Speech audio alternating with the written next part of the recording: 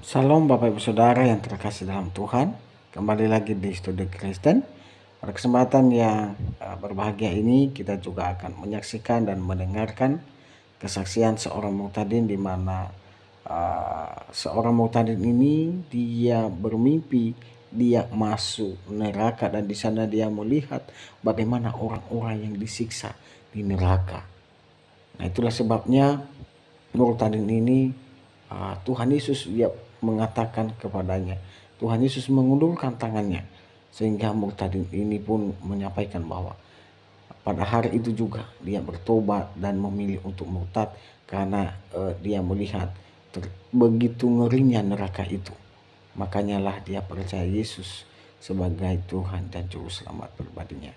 Mari kita dengar bagaimana seorang muhtadin ini, dan seorang muhtadin ini pun luar biasa. Dia bersaksi di gereja-gereja dan banyak orang yang mendengar dan diberkati.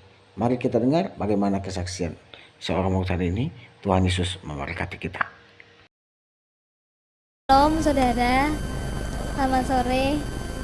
Saya mengucap syukur kalau sampai saat ini saya masih boleh ada, masih boleh diberi kesempatan Tuhan untuk hidup, untuk bersaksi. Itu semuanya oleh karena kasih karunia Tuhan. Dan saya mengawali kesaksian saya, kejadiannya September tahun 2001. Ketika itu saya dan satu tim ya sedang berdoa bersyafaat di gereja, dan saya sadar kalau saya masih ada di gereja, tapi saya juga bingung gitu ya, kok ada di tempat lain gitu ya. Jadi roh saya dibawa Tuhan ke tempat lain, dan tempat itu ngeri gitu ya, sangat mengerikan. Dan di sana tuh baunya bau busuk gitu ya, bau amis, bau darah, bau benda-benda kebakar gitu ya, baunya ndak karuan gitu ya, bau busuknya ndak karuan. Jadi kalau pasar ikan tuh kalah baunya sama bau neraka gitu ya. Dan saya di situ ngelihat berbagai hal yang mengerikan, dan yang paling saya ndak tahan itu jeritanya. Di sana banyak orang yang menjerit, minta tolong, minta ampun sama Tuhan. Mereka banyak yang bilang, Tuhan ampuni saya Tuhan, tolong saya Tuhan, ampuni saya Tuhan, saya sudah tidak kuat lagi di sini Tuhan, lepaskan saya Tuhan. Tetapi Tuhan Yesus cuma bilang gini, pengampunan yang aku berikan sudah terlambat. Kesempatan itu sudah tidak ada lagi, sudah terlambat. Ketika kamu ada di dunia ini, kamu tidak mau ambil kesempatan itu, tapi kamu sia-siakan. Tapi kalau kamu sekarang minta ampun, itu sudah terlambat. Tuhan Yesus bilang gitu. Dan saya di situ ngelihat berbagai macam hal yang mengerikan. Di situ banyak orang, jutaan orang bahkan. Di sisi kanan saya ketika saya jalan, di sisi kanan saya tuh banyak orang yang dibakar sama api gitu ya. Dan tubuh itu dibakar api sampai tubuhnya meleleh habis, tapi anehnya itu bisa lagi muncul lagi normal gitu ya. Dan itu kemudian dibakar lagi sampai habis, kemudian dibakar lagi sampai habis, dan kemudian normal lagi, dibakar lagi, dan itu terus menerus gitu ya, berulang-ulang gitu ya, nggak ada hentinya, dan sifatnya itu kekal gitu ya. Dan di sebelah sisi kanan saya ketika saya jalan, saya ngelihat jutaan orang juga itu digerogotin sama yang namanya ulat-ulat kecil gitu ya, ulat-ulat gitu ya. Jadi kalau di firman Tuhan dikatakan di sana tuh apinya tidak pernah padam, ulat-ulatnya tidak akan pernah mati, itu bener gitu ya. Jadi di sana tuh jutaan orang tuh teriak-teriak kesakitan, banyak yang dibakar api, banyak yang digerogoti ulat-ulat gitu ya.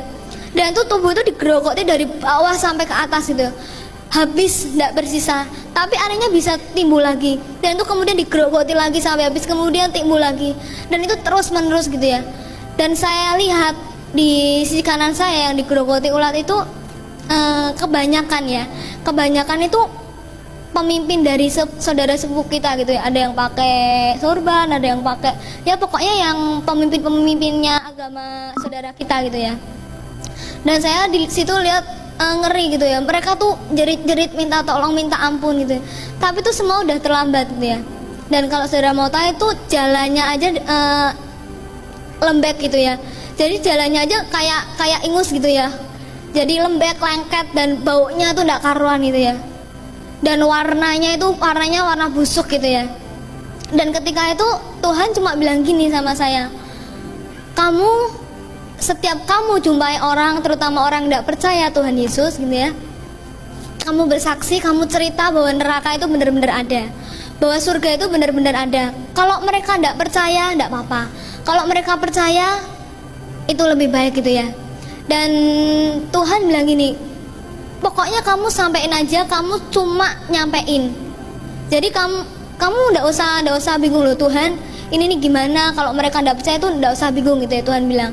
Pokoknya kamu sampein, kalau mereka percaya ya puji Tuhan, kalau nggak percaya nggak apa-apa. Keputusan ada di tangan masing-masing gitu ya. Keputusan ada di tangan orang-orang yang mendengarkan kesaksian. Jadi ketika itu saya terus diajak jalan sama Tuhan, dan di situ seperti ada persimpangan gitu ya, jadi ke kiri dan ke kanan. Di situ bentuknya seperti sel-sel, jadi satu sel itu diisi satu orang, dan ada iblis-iblis juga di situ. Dan iblis-iblis di situ tuh ketawa gitu, kesenangan gitu. Dan di situ tuh banyak yang jerit-jerit, banyak yang nangis, banyak yang nggak tahan gitu ya akan siksaan yang ada gitu. Ada yang matanya dicungkil gitu ya, matanya dicungkil keluar gitu, sampai darah itu mengucur gitu ya, ngucur terus mengalir deras gitu. Tapi anehnya bisa timbul lagi, bisa muncul lagi mata yang baru, dan itu kemudian dicungkil lagi tuh sakitnya kayak apa gitu ya. Dan itu ada yang tangan yang dikuliti, ada tangan yang dipotong-potong. Kalau misalnya kita kena pisau sedikit aja perih gitu ya, darah ngalir dari tubuh kita tuh perih gitu ya. Apalagi itu gitu di neraka, perih gitu ya.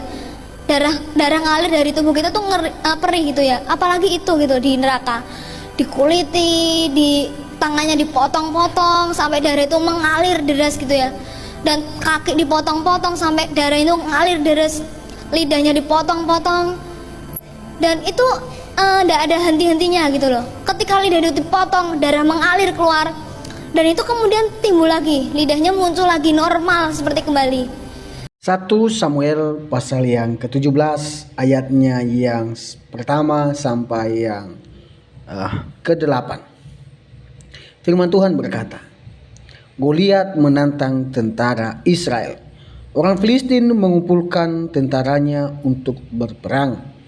Mereka berkumpul di Sukho yang di tanah Yehuda dan berkemah antara Sukho dan Azeka di Efes Damim. Saul dan orang-orang Israel juga berkumpul dan berkemah di lembah Tarbantin. Mereka mengatur barisan perangnya berhadapan dengan orang Filistin. Orang Filistin berdiri di bukit sebelah sini dan orang Israel berdiri di bukit sebelah sana, dan lembah ada di antara mereka.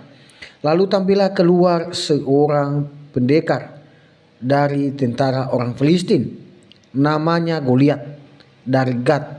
Tingginya 6 hasta sejengkal. Sepotong tembaga ada di kepalanya, dan ia memakai baju jirah yang bersisik. Berat baju jirah ini 5.000 sikal tembaga. Ia memakai penutup kaki dari tembaga, dan di bahunya ia memanggul lembing tembaga. Gagang tombaknya seperti pesa tukang tenun, dan mata tombaknya itu 600 sikal besi beratnya. Dan seorang pembawa perisai berjalan di depannya. Ia berdiri dan berseru kepada barisan Israel. Katanya kepada mereka, mengapa kamu keluar untuk mengatur barisan perangmu? Bukankah aku seorang Filistin dan aku adalah hamba Saul? Pilihlah bagimu seorang, dan biarlah ia turun mendapatkan daku. Ayat 9, jika ia dapat berperang melawan aku dan mengalahkan aku, maka kami akan menjadi hambamu. Tetapi jika aku dapat menggulungi dia dan mengalahkannya, maka kamu akan menjadi hamba kami dan takluk kepada kami. Pula kata orang Filistin itu, aku menantang hari ini barisan Israel, berikanlah kepadaku seorang, supaya kami berperang seorang lawan seorang. Ketika Saul dan segenap orang Israel mendengar perkataan orang Filistin itu, maka cemaslah hati mereka dan sangat ketakutan.